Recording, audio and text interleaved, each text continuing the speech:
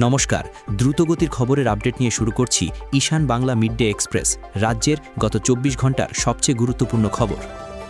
Silchar NIT ক্যাম্পাসে ভয়ঙ্কর hit and রানের ঘটনা, গুরুতর আহত এক পড়ুয়া সহ অপরজন আশঙ্কাজনক অবস্থায় হাসপাতালে চিকিৎসাধীন।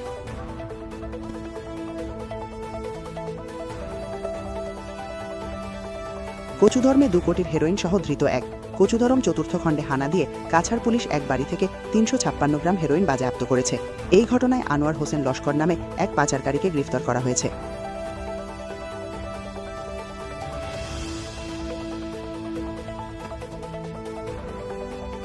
কন্যার বিয়ের মাত্র দুদিন আগে আগুনে পুড়ে ছাই বাবার বাড়ি।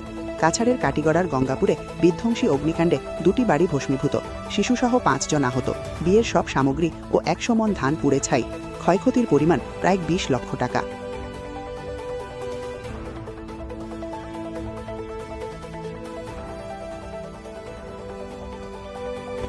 আসন্ন বিধানসভা নির্বাচনকে সামনে রেখে শিলচর রাজনীতিতে তৎপরতা বাড়ালো কংগ্রেস।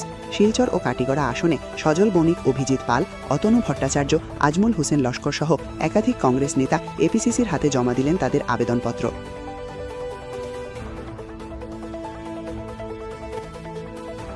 মণিপুরী অটোনোমাস কাউন্সিল গঠনের দাবিতে শিলচরে শান্তিপূর্ণ গণমিছিল করল মণিপুরী সম্প্রদায়। নিজেদের দীর্ঘদিনের দাবি আদায়ে সরকারের দৃষ্টি আকর্ষণ করতেই এই শান্তি মিছিলের আয়োজন।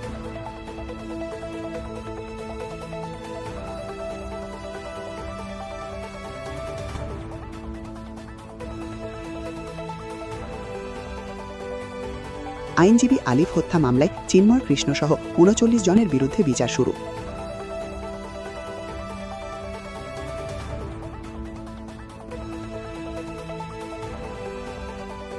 টলু এলাকায় সন্দেহজনক বাংলাদেশি নাগরিক আটক, সীমান্ত নিরাপত্তা নিয়ে উদ্বেগ।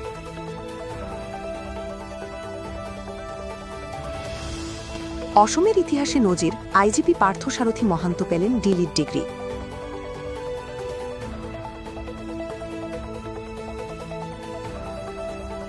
স্কুলের সামনে মারুতি ভ্যানের ধাক্কায় গুরুতর আহত ছাত্র, অ্যাম্বুলেন্সের অভাবে মৃত্যুভাদের মতো পরিস্থিতি।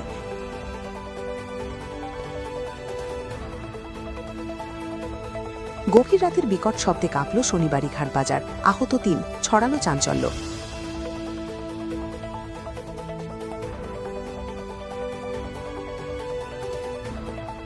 গোলাডাঙ্গি গ্রামে একটি হিমাগার ও খাদ্য প্রক্রিয়াকরণ প্রকল্পের ভিত্তিপ্রস্তর স্থাপন করলেন বিটিসি প্রধান হাগ্রামা মহিলারি।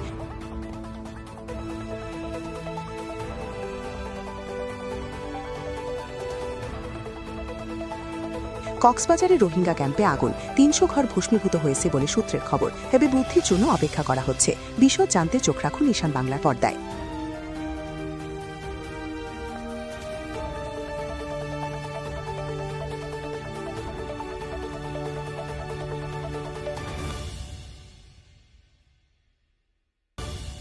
এখনকার মতো এই পর্যন্তই। দেখা হচ্ছে পরবর্তী বুলেটিনে। প্রতি মুহূর্তের আপডেট পেতে ঈশান বাংলা ফলো করুন।